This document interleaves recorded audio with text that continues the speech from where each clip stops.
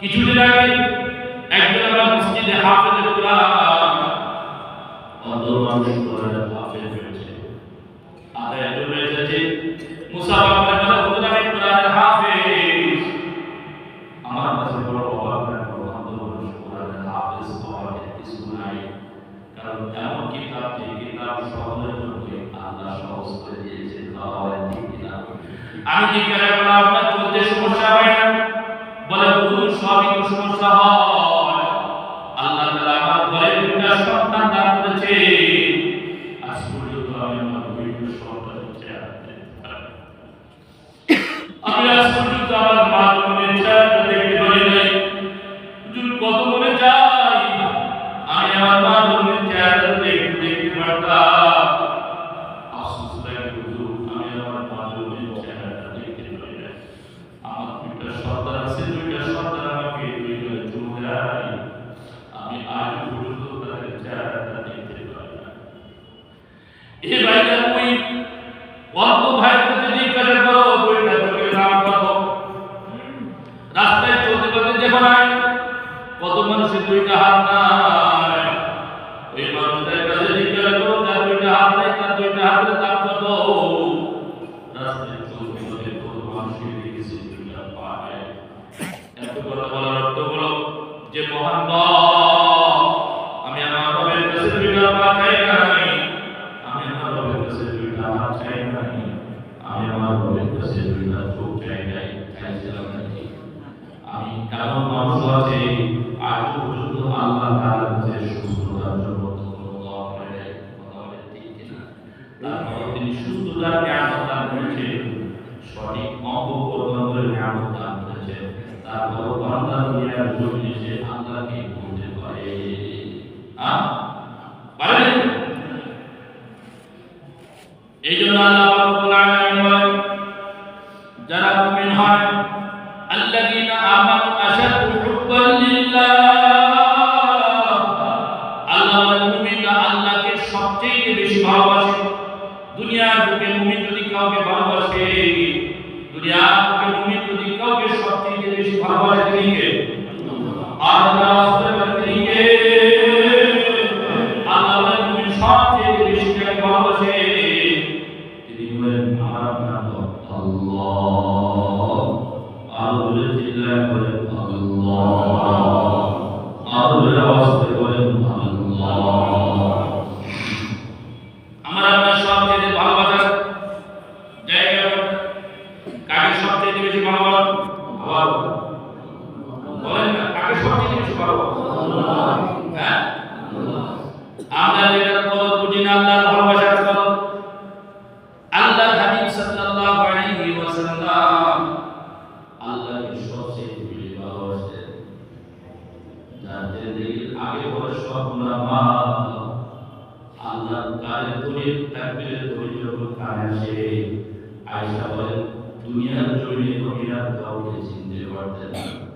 আয়েশা রাদিয়াল্লাহু তাআলা বলেন, আয়েশা রাদিয়াল্লাহু তাআলা বলেন নামাজের জন্য আদা হয়ে গেল, নবী মসজিদে যাবেন প্রস্তুতি নিচ্ছিলেন, এমন সময় আমি আয়েশা রাসূলের সামনে গেলাম, আমি নবীকে সালাম দিলাম, নবী সালামের উত্তর দিলেন বটে, কিন্তু অন্যদিন নবীর সামনে গিয়ে যেমন করে আদর করে, যেমন সালামের উত্তর দিয়ে কথা বলে, ভালো মন্দ জিজ্ঞাসা করে, আদর করে নবীর সামনে যাওয়ার পরে তেমন কোনো কদর পাইলাম না, কোনো সেবা পাইলাম না, ভালোবাসা পাইলাম না।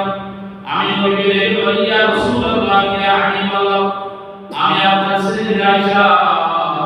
আল্লাহ নবী বলেন আয়েশাকে,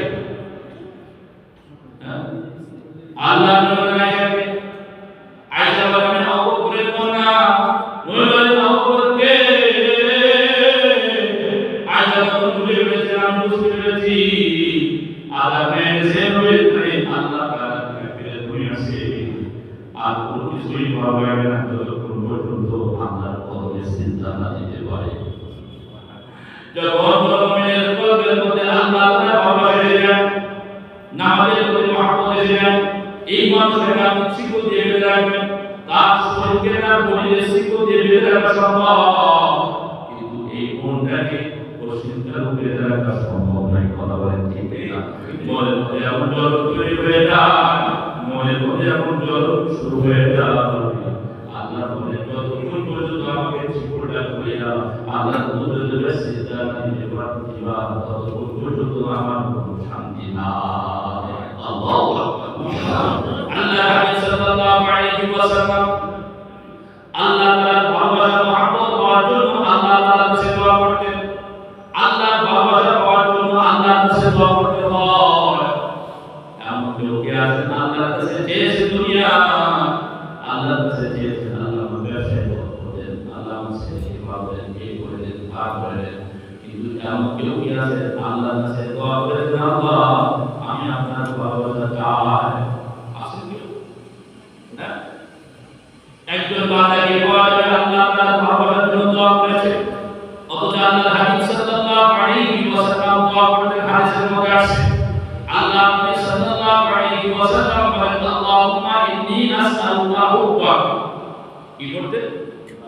আল্লাহুম্মা ইন্নী আসআলুকা হুব্বাক ওয়া হুব্বা মান ইউহিব্বুক ওয়া হুব্বা আমালিন ইউকাররিবু ইলা হুব্বিক।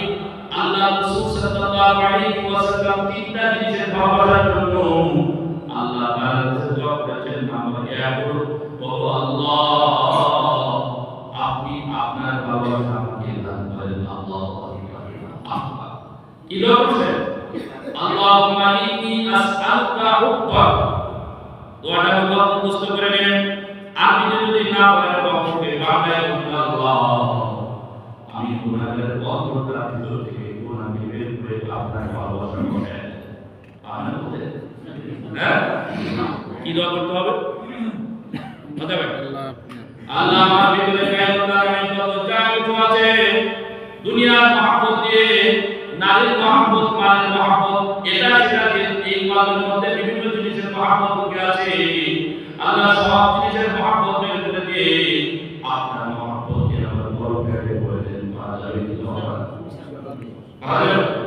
আল্লাহ বলেন আল্লাহুম্মা ইন্নী আসআলুকা হুব্বাক।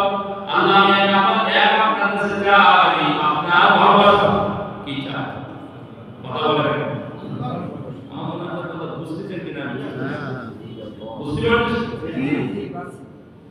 আল্লাহ নবী দোয়া করছেন আল্লাহ আমি আপনার ভালোবাসা চাই, আপনার ভালোবাসা চাই। আমি ব্যবসা বাদ দিয়ে নামাজ পড়তে পারি না কেন? আযান হয়ে গেছে, কাস্টমার ভাড়া আমি কাস্টমার দেবে বসতে আসতে পারি না কেন? সব দিয়ে বড় কথা হলো এই জায়গায় কার মহব্বত নাই? বলেন এই জায়গায় এদিকে টাকা ওই জায়গায় কার মহব্বত নাই? আল্লাহ আওয়াজে বলেন কার মহব্বত নাই? যদি প্রকারের মধ্যে আল্লাহর মহব্বত থাকে আল্লাহ মেয়ে দেওয়ার পরে ওই মানুষটার প্রশিক্ষণ উদ্ধার করে নিয়ে বসে পারে না। কথা বলেন ঠিক না? হ্যাঁ পারবেন? আমরা পারি কেন? একজন নিজের প্রশ্নের উত্তর হলো আল্লাহ ভালোবাসা নাই। কথা বলেন ঠিক না?